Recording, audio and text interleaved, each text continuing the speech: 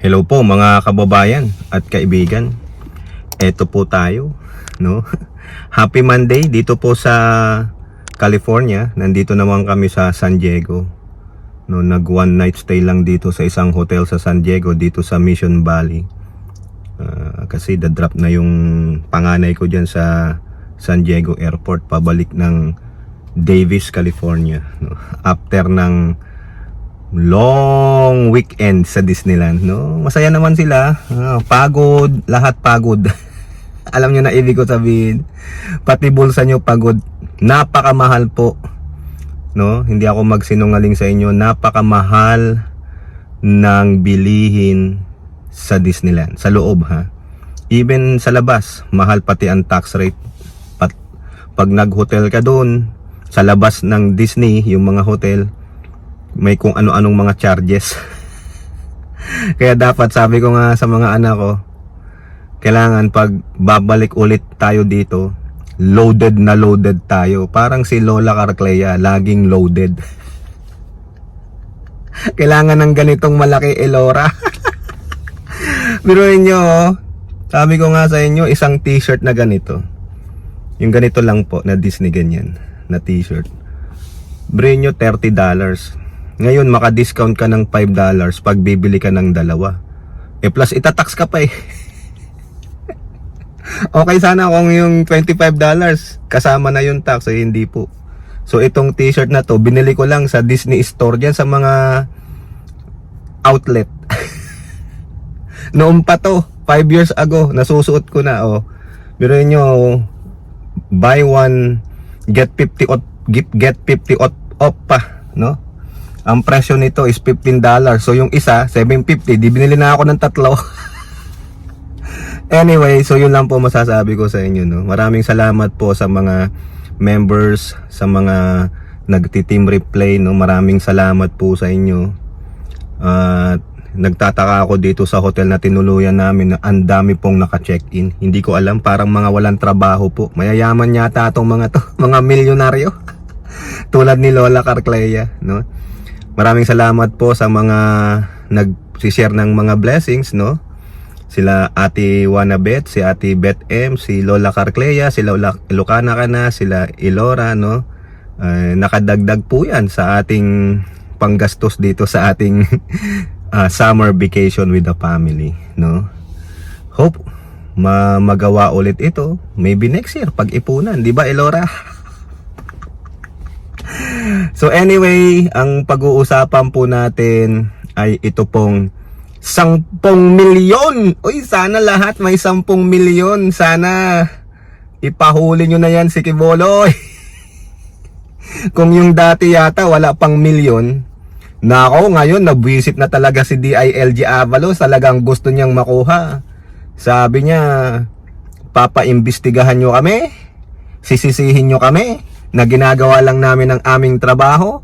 Kami pa ang mali. Mga Judas estas Barabas kayo. So eto, sige, mag-Senate hearing tayo. Pero magpapabuya naman ako.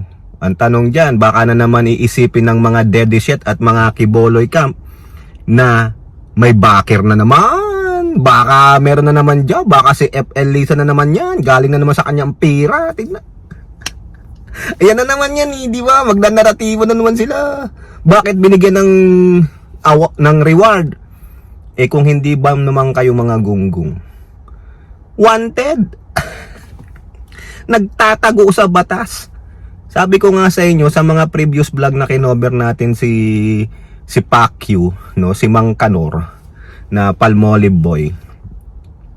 Kung matuwid siyang pastor, yung bang isinasakatuparan niya ang kanyang mga itinuturo base sa banal na kasulatan, susunod siya sa batas. Hindi siya magbibigay ng audio leak niya na siya ay i-extra rendition, nagbibigay siya ng mga insinuation sa kanyang mga followers na tetigiin daw siya ng Amerika at ng Pangulo, na mag-Andres Bonifacio. Gago! Kung buhay nga si Andres Bonifacio, sinampal ka na, baka tinaga ka na. Dahil si Andres Bonifacio lumalaban ng harap-harapan, ikaw mahilig ka sa patalikuran. Di ba, Ai Chang? Oh, na-miss mo na ang kuya mo, Ai Chang, no? Hindi ka na nababanggit. Di ba, 10 milyon. So, sino pang hindi ma-entice dyan? No? Malamang yan. Talagang si Kibuloy, gwardyado yan. No? Hindi lang ng mga gwardya sibil. Matindi ang bantay ni Kibuloy kasi meron daw siyang mga puting langgam at ano yung puti at pulang langgam. Yung pala ang itsura ng mga Palmolive girls niya.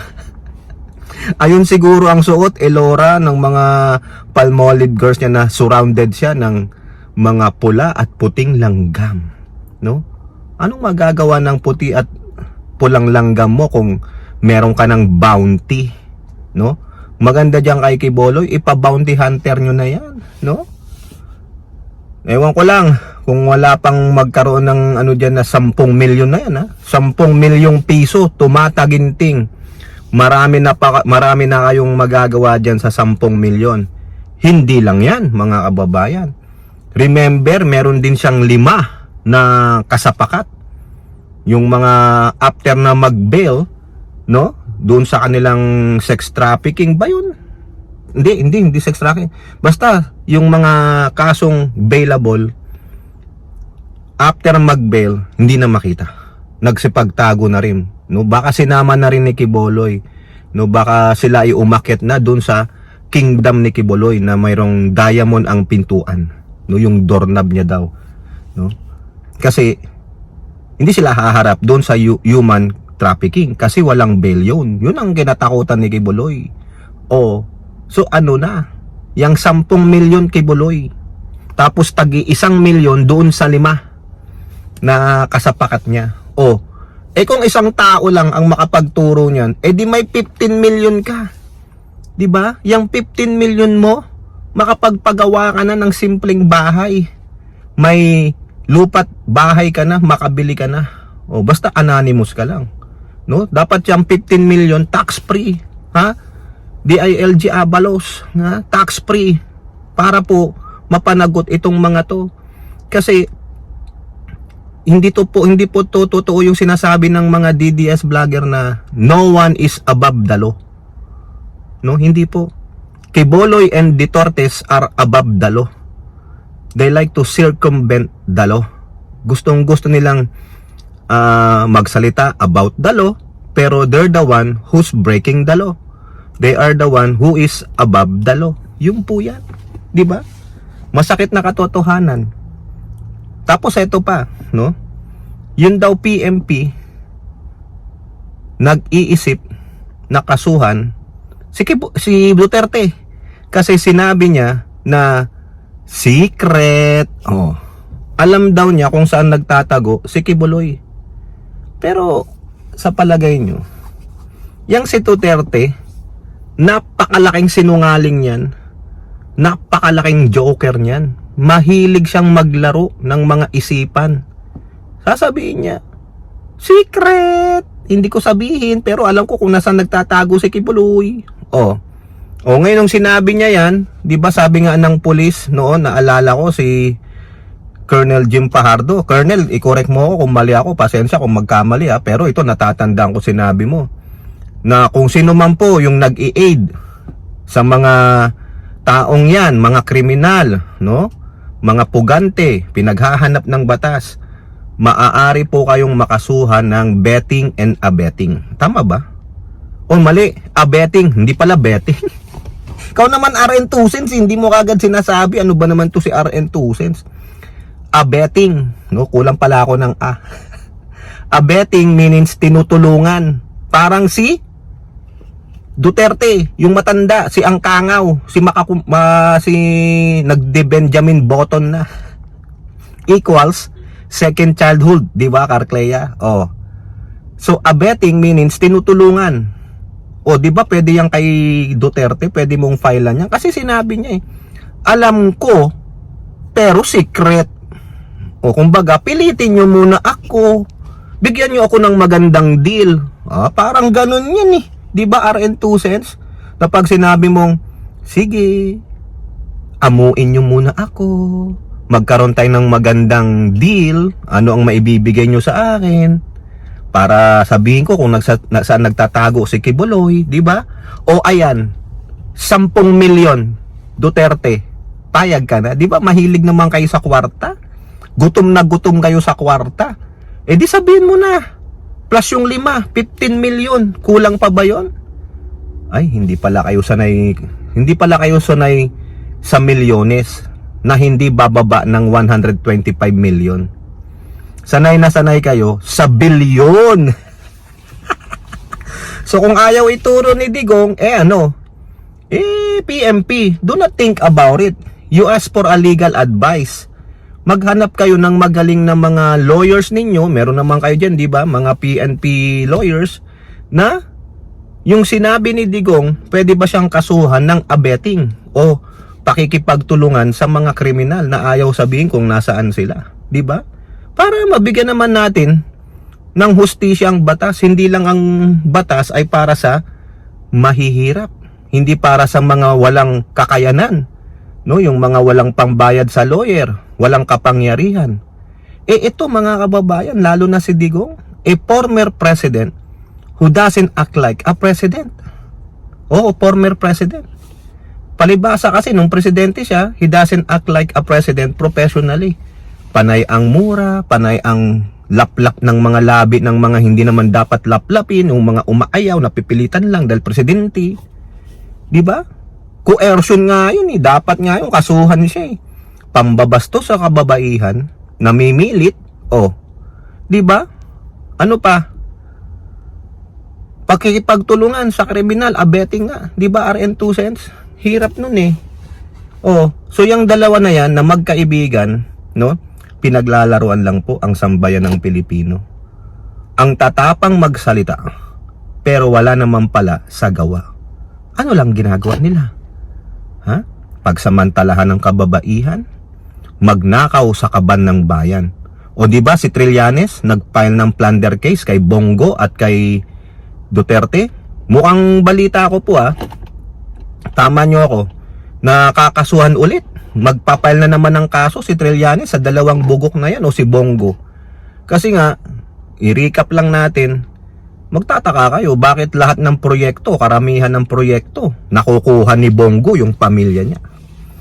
O di ba considering inchik din yan. Mahal na mahal po ni Duterte ang mga inchik. Ang tanong, mahal na mahal din ba siya ng mga inchik? Ano ang napala ni Digong? Siyempre, ano kayo niyan ano kayo dapat? Sige, bigay ko sa'yo. Gawan kita ng pabor. Ano naman ang ibibigay mo sa akin? Di ba RN 2 cents? Ganun lang yun Pag nakikipag-deal anong maibibigay ako sa'yo? Ano naman ang maibibigay mo sa akin?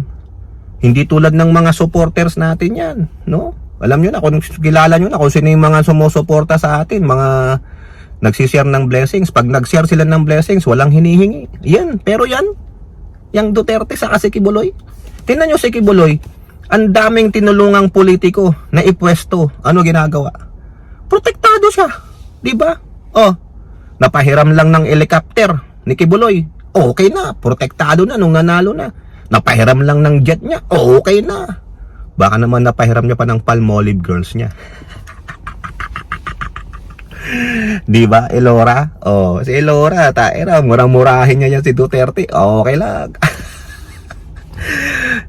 Yan, anong masasabi nyo, mga kababayan, sa 10 milyon? Nararapat ba yan? Nabigyan siya ng reward money? Maglabas na ng pabuya ang ating gobyerno? So, tulad ng sinabi ko sa inyo, sasabihin na naman ng mga kampo ni Kibuloy, ng kampo ni Duterte na overkill yan. Malaki ba yung 10 milyon? O sige, sabihin na natin 50 milyon. Baka si Tamilmil na mismo ang mag-squill. In-squill niya nga yung plano nung tatlo niyang mga lalaki, yung Duterte boys. In-squill niya, 'di ba, sa galit niya dahil nga sinakal siya. Yung pa kaya, imposibleng di niya alam kung nasaan si Kibuloy. Tamilmil nga siya. Magaling siya diyan.